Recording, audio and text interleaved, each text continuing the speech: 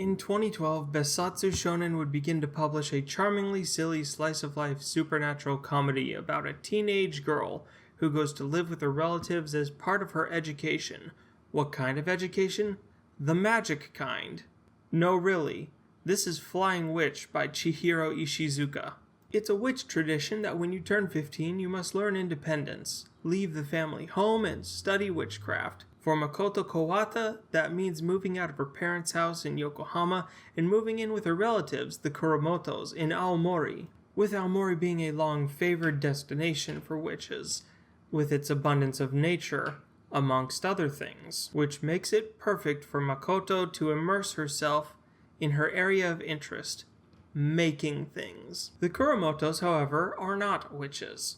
They are a farming family, and they live in a farming community.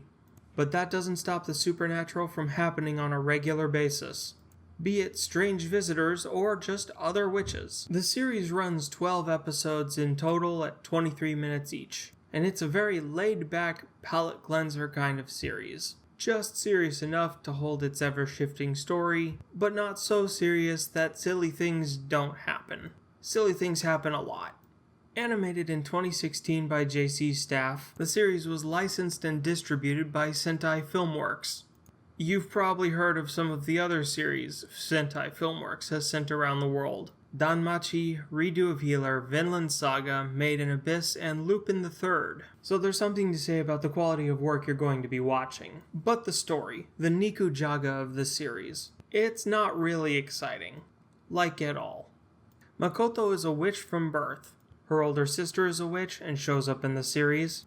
Her mother is a witch and shows up in the manga. And though the witch's tradition says that she must set out on her own at 15 to gain worldly experience, the times and traditions have to blend with modern society, which is what led her to be a resident of the Kuromotos, her cousin's house.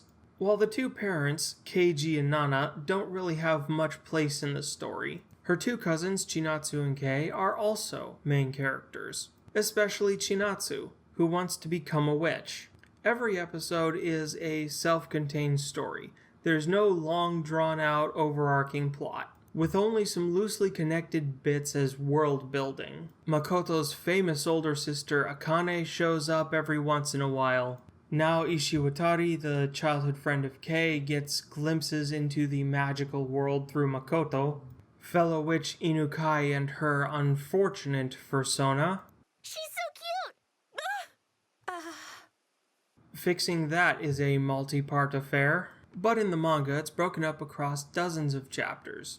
But thanks to this relaxed method of storytelling, Flying Witch is very easy to pick up and put down at will. At the same time, you could consider that a real drawback, because if you're looking for something with real meat on its narrative bones, this ain't it. The anime itself doesn't really rely on narrative beyond the single first episode as a means of function. But what really carries the show is the dubbing cast, for me at least. Makoto, dubbed by Stephanie Whittles, the cheery high school freshman who's interested in making things.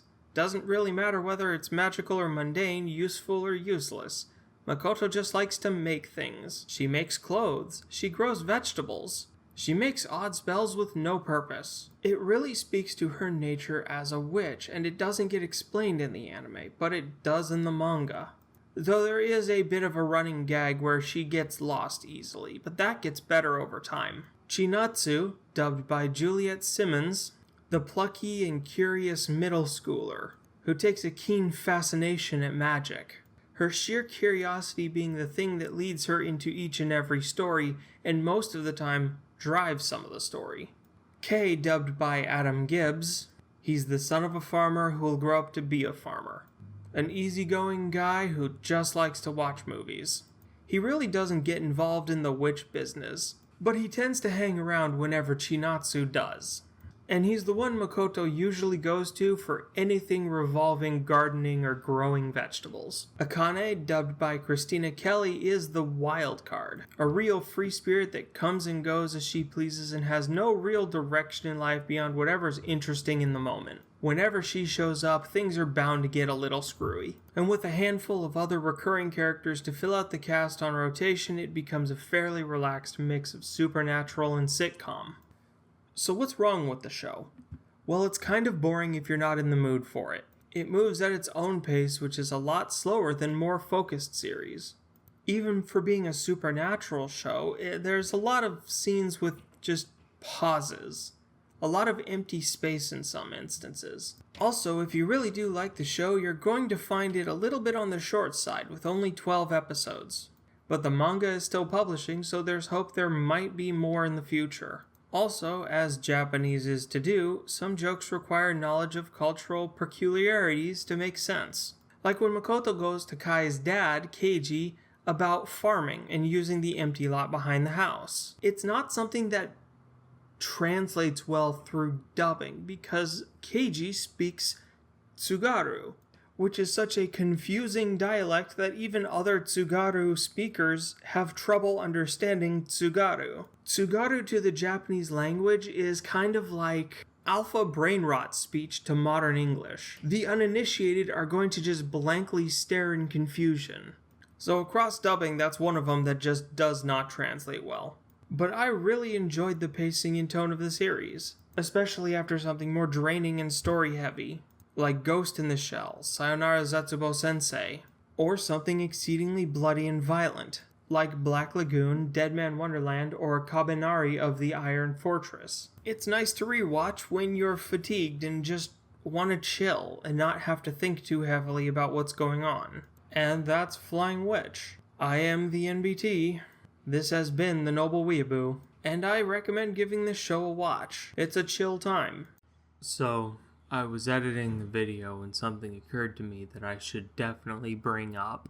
2 years before Flying Witch got a serialization, Ishizukashi published a one-shot with the same name, Flying Witch. A one-shot is kind of like a pilot episode but for manga. Taking place during middle school, the two main characters are a boy named Akira Matsumoto and a witch's apprentice, Chisa Iizuka. This would just be a typical one-shot if it wasn't for chapter 56 of the manga. That chapter contains the Three Witches prophecy. In the days past dark and light, leaving the same basket. From there, the 10th of the world will begin. The child's fruit heals and the vessel sprouts. The darkness and the light set foot in the east and become the child's guiding hands. The child will have to choose a path. Will the child become 10 or stay as 1? Most of the characters that are talking about this prophecy agree that the child mentioned in the prophecy is going to become extremely important, but we as the readers are purview to something very specific.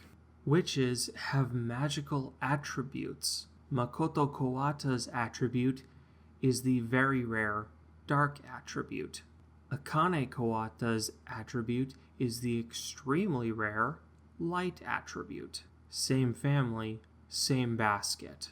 And who's the child that these two are guiding? It's Chinatsu, who becomes Akane's apprentice. Combine that with how Chisa in the one-shot looks like a middle school aged Chinatsu. And it kind of looks like Ishizukashi has a bit of a plan that is slowly being put together. The manga is really good, and I encourage anyone with an interest in this series to read it.